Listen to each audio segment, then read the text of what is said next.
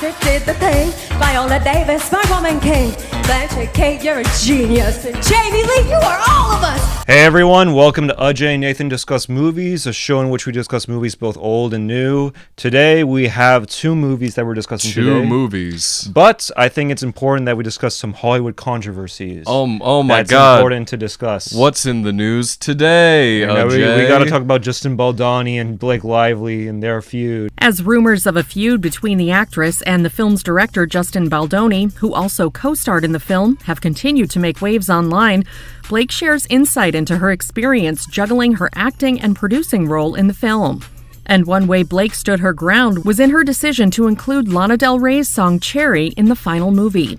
In a chat with Hits Radio UK, the celeb admits they begged me to take that song out of the movie, before quickly adding, I'm not supposed to be talking about this. Oh yeah, from the film, it ends here, it ends now.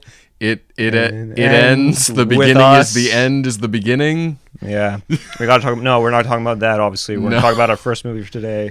Actually, no, we're gonna talk about David Zaslav. David Zaslav losing $10 billion in quarter two of Warner Brothers. Everyone's focused right now on that $9.1 billion charge. What is that charge for?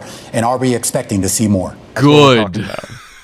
That's what we're discussing today. Yes, because we're very well versed. No, we're actually talking about the actual controversy. Oh the my God. actual controversy, which is Joaquin Phoenix dropping out of a film 2 days before filming.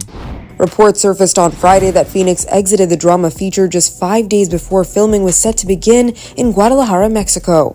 The role will not be recast. The actor's reason for the exit was unclear and felt further confusing to those around the project as Phoenix brought the project to Haynes. That's such a Joker move. I know, right? No, we are talking about two movies today. The first movie, I think, deserves to be talked about more so than the second film. So we'll talk about the first film because obviously we know if you're watching this review or discussion, you're probably going to stick around for the second. So we'll talk about the first movie first, and that is Cuckoo, directed by Tillman Singer. I don't know much about him. I know he had a previous movie called Lose, which I have not seen, but his film that has recently come out is Cuckoo. And what is the film about, Nathan? Cuckoo is about a young girl played by Hunter Schafer who moves to the German Alps with her family, and they live in a resort there. The resort is owned by Dan Stevens, who is a very mysterious proprietor of this entire resort, and while Hunter Schafer is there, she gets a job working there and discovers that all is not as it seems. There are strange women at the resort. They seem delirious. She is being stalked by a hooded figure. She is constantly followed around by Dan Stevens' character and discovers that she and her family are in the middle of this strange conspiracy, strange goings-on in this resort. There's thrills, there's chills, there's wacky hijinks. It's borderline incoherent. And how did you feel about this film, Nathan? I kind of loved it. I think I really loved Cuckoo. Chocolatey! That's Cocoa Puffs! Yay! Go for Cocoa Puffs! Go for Cocoa Puffs! Chocolatey tasting Cocoa Puffs, a part of this balanced breakfast with 10 important vitamins and minerals. While watching it, I thought to myself by the end, like, wow, that was awesome. I don't have a single clue what happened the entire time.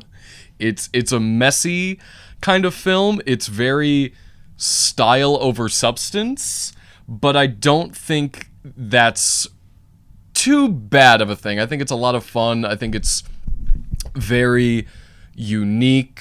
I think it has the makings of like a future cult classic. I think right now people are going to be like middle of the road on it, and then a very special group of weirdos is going to be like, this right here, this is what I like. Yeah, I understand your point of view. I'd say this is a good B movie. Yeah. I wouldn't consider this a good movie. I had issues with it. There were tonal inconsistencies throughout this entire film. Okay.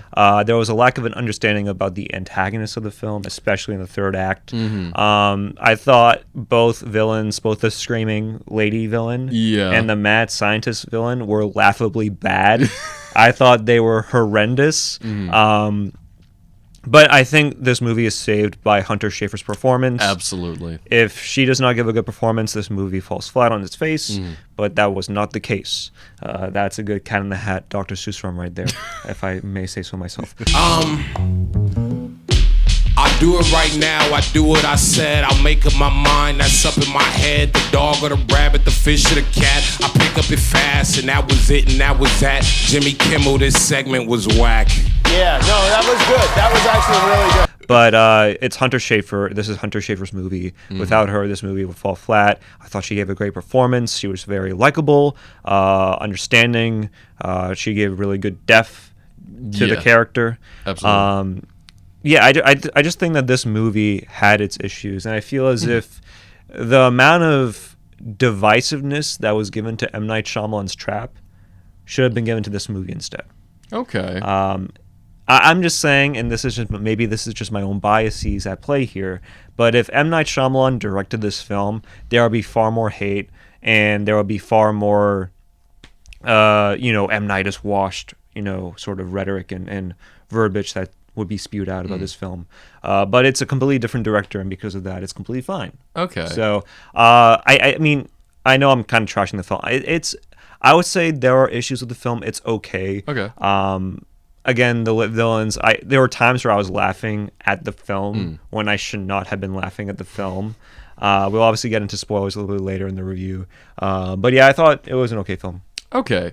To address some of the things you said, to be honest, I kind of was thinking of Trap while watching this, in the sense that, like, with Trap you have to suspend your sense of disbelief. With Cuckoo, I mean, like, it's a more fantastical horror movie, but, like, I think, like, both these movies you kind of have to, like, meet them on, like, their level, in a sense. Like, my problems with Cuckoo aren't the tonal inconsistencies, as you said. I think it's like I think it's okay if, like, even though it's a horror movie, it's okay if it's like a little goofy or a little silly, or if you laugh. That's not my problem. I'd say just structurally the movie is it's very fast and loose. It's kind of all over the place. I watched it twice. One part because I really enjoyed myself, and the other part because I completely forgot everything that happens in the middle chunk of the movie. I was racking my brain. I'm just like, wow, I really liked that. What happened for like a good 45 minutes in the middle? I was very confused. And so, like, my problems are more like structurally, it's fast and loose. It's hard to like really keep up with like what's going on. And I think that I would say that was an issue with the film. Yeah. Because Trap and Cuckoo have roughly the same runtime. Yeah. I was far more entertained by Trap than fair. Cuckoo. Yeah. And I think that's an issue with the film, is that there's a lack of pacing involved. Yes. It just comes to a grinding halt when it's not really a spoiler, but in the first act where you see her getting her stapled in the head after getting run over by that like screaming lady chick, it just comes to a screaming halt after that. Really? I find it to be a bit borderline, I wouldn't say boring, but it does come to a halt, I would say. I would say I was never really bored. I was engaged a lot of the time, but that's more because I was just so bewildered by what was going on. I thought it was just a very strange movie. Again, like I said, it's style over substance, where I think a lot that's carrying the movie is kind of the atmosphere of it all. I love the like 70s, 80s kind of like grainy film kind of look to the movie. I think it's a very good looking movie. I think it's all Tillman Singer's like techniques that he's using. I think the soundtrack's really good. Performances are great. His use of sound mixing and sound design, I thought, was very punchy. And just, this kind of like strange surrealist atmosphere. That is what was carrying the movie, because upon second viewing, I'm just like, the pacing is very much kind of off. It's like starting and going, starting, stopping. Like, it gets a good momentum, kind of slows down, gets a good momentum, kind of slows down. I'd say I was very engaged with the first act. The second act is kind of a blur of like a lot of stuff happening. And then I was brought back for the third act. I very much enjoy the third act of the movie. You want to get into spoilers? Because we're at the third act. Absolutely. All right, spoiler alert. Skip to this time, or just go to Borderlands. Go to Borderlands. We know what you why really you're here. want to see. Yeah, that's you sickos. All right. I think in terms of spoilers, let's get into spoiler talk. When it's revealed about the antagonist of the film, I could not take it seriously. Okay. When it's revealed, this is this mad scientist, and he's going to create these animal-human hybrids, and it's part of this whole resort where he just lures women into creating these hybrid humans. It's like, first off, I don't know what time frame we're in, but regardless of what time frame we're in, no one can take that seriously without the government involving with themselves into it. It just seems so weird that you would just have this hotel resort or this ski resort where this is happening, where you have a hospital that's unchecked, where there's barely any people working there, and where like the person that oversees this hospital just like guns down his own associates. It's the most laughably bad thing I've ever seen this year. If you're going to crap on Shyamalan and for his lack of like, oh my god, how could the singer be in contact with the FBI? This makes way less sense than that. Okay. It's bad. And then to top it all off, you have this lady who screams. Yeah. And because of that drives people mad. Yeah. The more you describe this film, the less I take it seriously. I think it's okay. Maybe it's metaphorical. I don't know. I'm not of the IQ of Tilda Swinton. Tilda Swinton. Tilda Swinton's directorial debut. Yeah, I maybe I'm not of that IQ. Maybe I don't have a genius IQ under my belt. But the more you describe this film, the more you think about it, the more worse it is. Okay. I was being facetious about the end of it, but you know what I mean. No, I know what you mean. And I think you do have a point where it's like people can forgive like one director's idiosyncrasies and then trash in other ones. I get where you're coming at there. I think the goofy stuff works for me. I like this B horror. I like things that are a little silly. It doesn't bother me personally. I mean, like at the end of the movie when he's gunning down his own doctors, I see it as Dan Stevens kind of cleaning house, being just like, well, the jig is kind of up. I've got all these loose threads, and I just kind of need to wipe the slate clean and kind of start over. Like he's like burning just like research. He says something about like, you've been making notes about these tests behind my back, so that's kind of good. That not good, but I can accept it.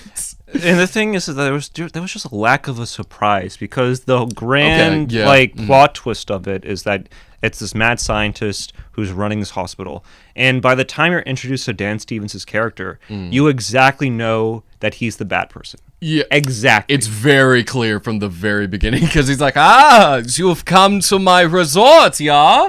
You've come here. I impregnate the women with the cuckoo birds, yeah? And they come out, and I give them wigs. And I play the flute, and I make sure that oh my god, that we put the eggs in the women. His funny little pan flute Pied Piper is so funny. I'm okay with all the silly stuff. I think Dan Stevens is so wonderful in this movie. Any movie he shows up in, he's always, you will never see this man not give 110%. I think he's really owning the like mad German scientist role, and that's very funny. Again, I understand what this film was trying to do. It's trying to showcase the lack of freedom that we give to women, and how at a young age we just make sure that they're under our control. Like, I understand what the film was trying to get at. Yeah. Just the execution of it, I just thought was poor. It's messy and poorly thought out. It is messy. It's a movie that throws a lot of stuff at the walls just to see what sticks, and some of it works, some of it doesn't. I had a visual metaphor for this movie. This movie's kind of like a unicyclist balancing plates, but these plates are kind of wobbling and a couple are kind of falling, but like the unicyclist themselves is a professional. They're an entertainer. They've got a big smile on their face. And so that can kind of distract you from the form of it that's kind of iffy. The better comparison to this film is Dan Stevens is Kurt Connors from The Amazing Spider-Man. That's what he is. He's trying to make a bunch of lizard cops that are trying to like run around the city. That's what he is. He's trying to create human hybrid. It's like it's the exact same plot as Spider-Man. Cuckoo is exactly the same. You're right. This is exactly like Spider-Man. It's the Amazing Spider-Man. This is the Amazing But the Spider-Man. horror avant-garde B movie that, A24 letterboxd users will love. Because it's made by a small independent studio from Neon instead of Sony. Yeah. That's what it is. It's the Amazing Spider-Man. You're right. This is exactly the Amazing Spider-Man. I'm so sorry. I feel like I upset you by making you watch this movie. I apologize. It's a good B movie. You're busted, box boy. Aha! I knew I heard something. So you can talk. Oh, I can talk. And now you're gonna start talking. Where are you getting all the sweet stuff? Who's your supplier? I don't know what you're talking about. I thought we were all friends. The last thing we want to do is upset any of you. Bees! You're too late. It's ours now. You, sir, have crossed the wrong soul. That's what I would say. It's a good B movie. If you consider this to be like Cronenberg, like, first off, that's slapping Cronenberg right in the face. If anyone assumes that this is a Cronenberg movie, you're just slapping Cronenberg in the face. I think it very much eggs on the style of Cronenberg. I think it very much pulls a lot of influence from that. But it lacks and I said this before the review to you, it lacks the je ne sais quoi of a Cronenberg movie. It lacks the kind of razor focus of a Cronenberg movie. It lacks the writing, it lacks the directing of what a Cronenberg movie would be. I would argue the directing is very solid. I'd argue the direction is kind of what keeps the movie afloat and makes it a very unique experience. All right. So anyways, those are our thoughts on Cuckoo. Those are our thoughts I'm actually more pissed off at Cuckoo than Borderlands. Wow. No, I'm joking. Wow, I have no idea how this happened. Actually, the Cuckoo, pendulum has swung. Actually, Cuckoo, 2 thumbs up. We love Cuckoo. Go watch Cuckoo. Actually, in all seriousness, if you're going to watch either Cuckoo or Borderlands, we suggest you watch Cuckoo because at least this is a film that has some heart to it, and this definitely needs some help in the box office. So definitely go out and watch Cuckoo. It's a unique experience. Go bring your kids to see Cuckoo instead of Borderlands. Absolutely, yes. Show them where they came from. Show them how they get staples in their head, because that's a very pleasant thing to watch. All right, let's get into Borderlands. Oh yeah, what we're really here for. Yeah, so we'll put timestamps in the bottom to make sure that people understand what we're discussing. But before we get into our thoughts on Borderlands, because we do have some thoughts on Borderlands, there are some positives to it, I'd say. There's some positives, you know. Okay. Kate Blanchett, Jamie Lee Curtis, are in it. But anyways, what's Borderlands about? Borderlands is based off the video game of the same name. It is directed by Eli Roth. It is about the alien planet of Pandora, and on Pandora is an ancient vault with secrets and treasure galore, and it has become a hotspot for bounty hunters, or what they call vault hunters, to come and seek the treasure of Pandora. And we follow Kate Blanchett as Lilith, as she and her ragtag group of misfits get together to hunt down this vault and become the guardians of the galaxy. It's Eli Roth doing what he does best, making garbage. And it's safe to say we love this film. It's safe to say this was the best movie of 2024. Yeah. Overall, I hated this film. It wasn't good. I dozed off for 10 minutes during my time while watching this film. My theater was completely empty. Just I was you? the only person in the entire theater. At multiple times during the movie, I was watching. I'm just like, this is so fucking stupid, and I'd say it out loud, and then I'd be like, oh, I shouldn't have said, and then I'd look around, I'm like, no, it's just me, this is so stupid. Why am I here? I could have seen Cuckoo a third time, I could have seen Trap a second time, I could have seen Deadpool and Wolverine a 45th time, but instead, I'm watching the Borderlands movie. Yeah. Overall, I didn't like it. It really was not good. I'll say this, I enjoyed it. Right up until Kevin Hart showed up. And he showed up 30 seconds into the movie.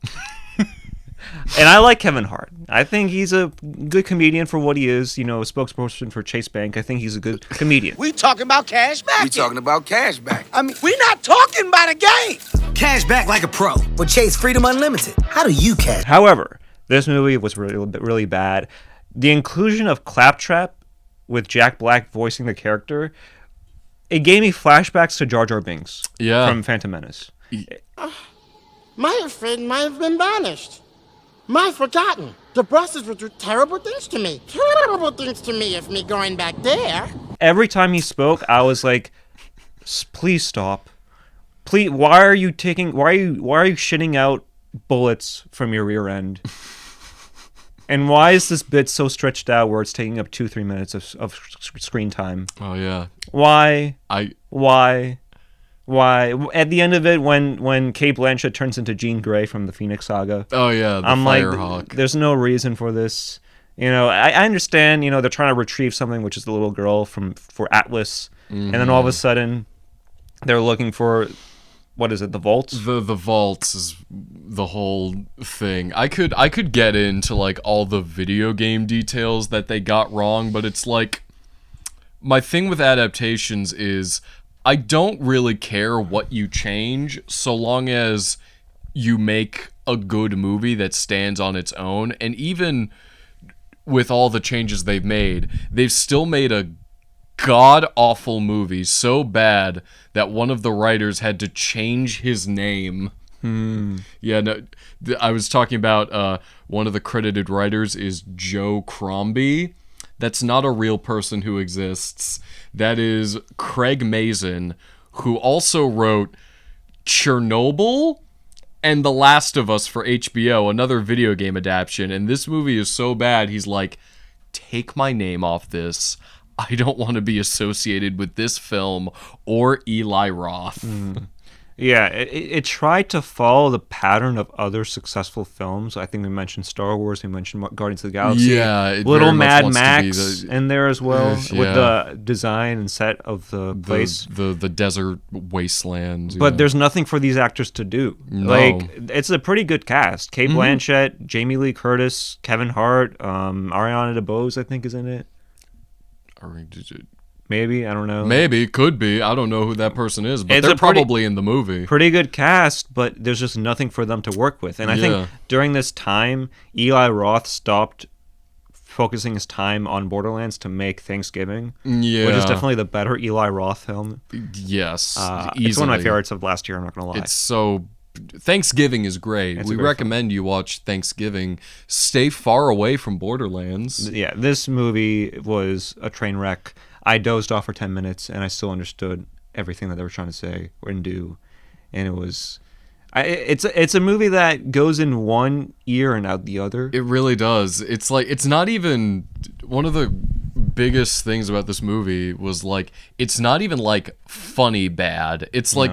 Eli Roth is no stranger to making god-awful movies, but even when he has a god-awful movie, they're so much fun. Like, The Green Inferno is hilarious.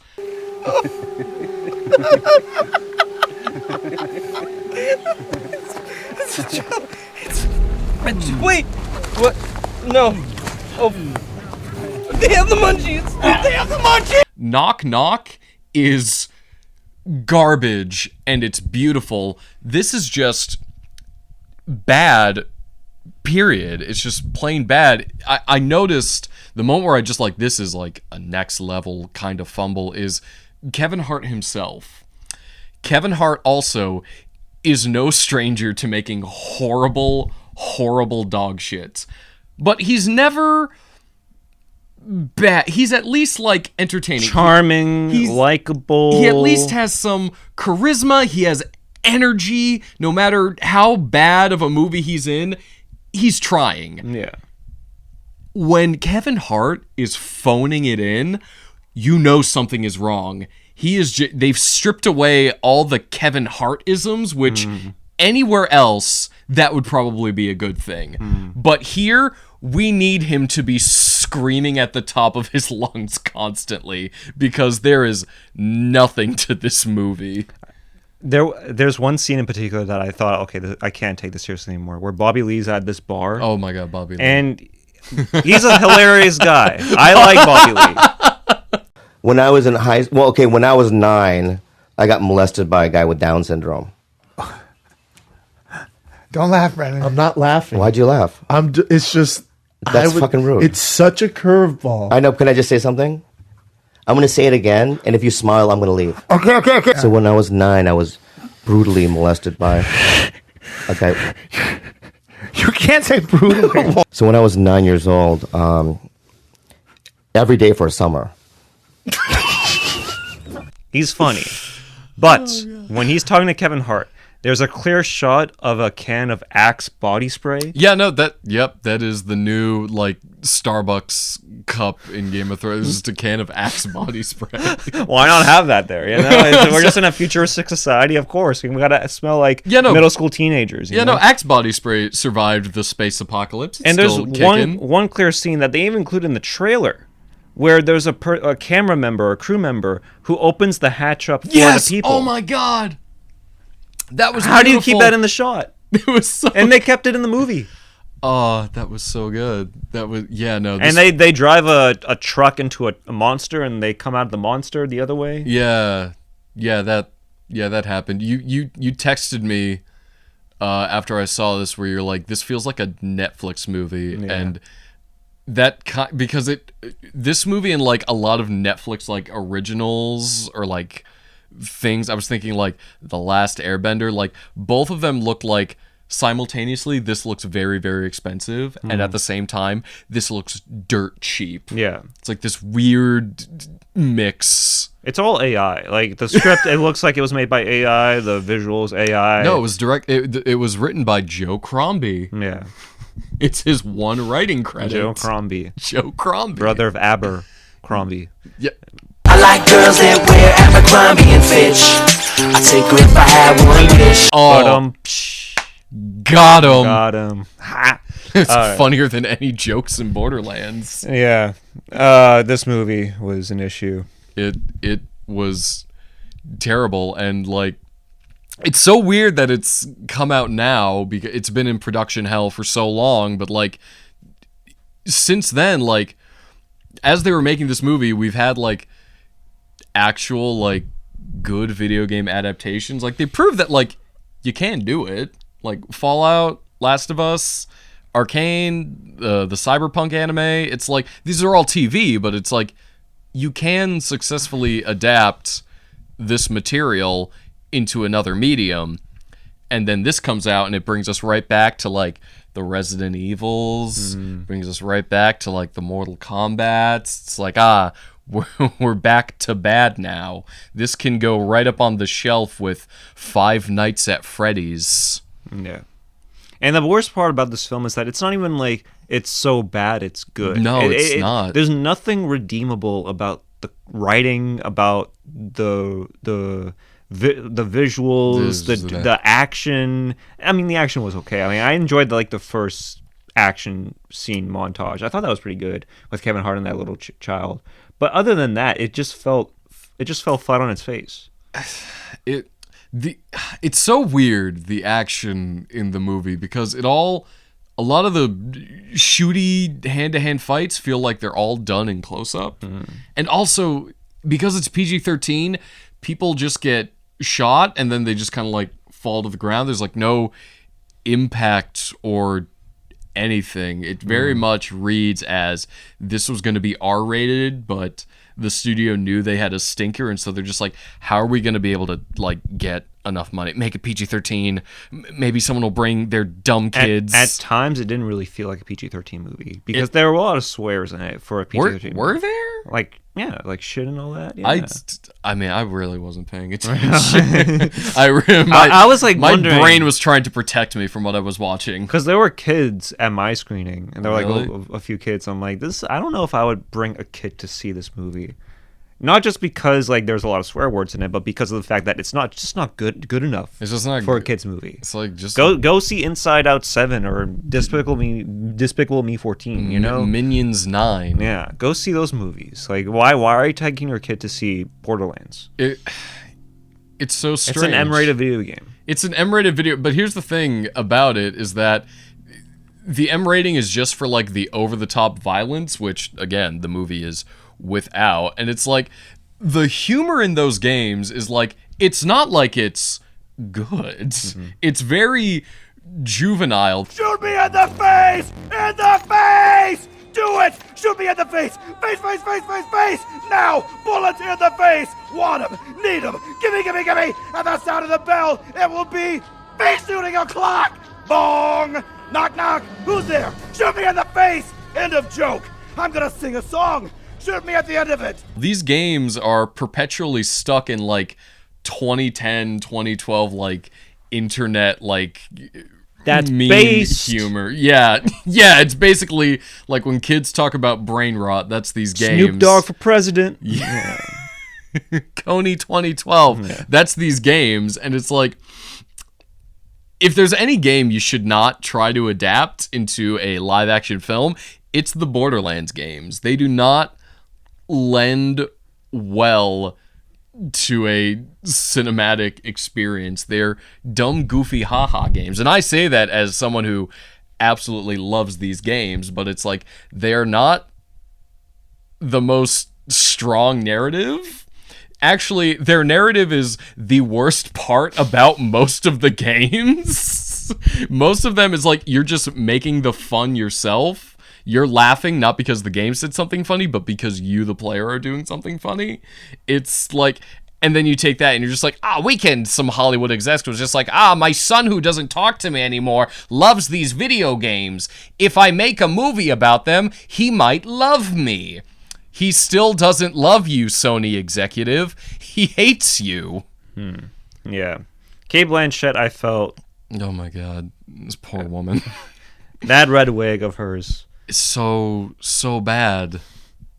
I feel sorry. Why was she She's in a this? great actor. She's honestly one of the best actors working today. One of the best actresses of all time. And for some reason she's in this film. It makes no sense.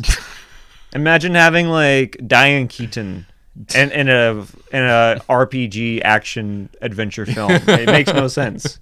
She should be in a Woody Allen movie, just like Cate Blanchett should be in an actual film.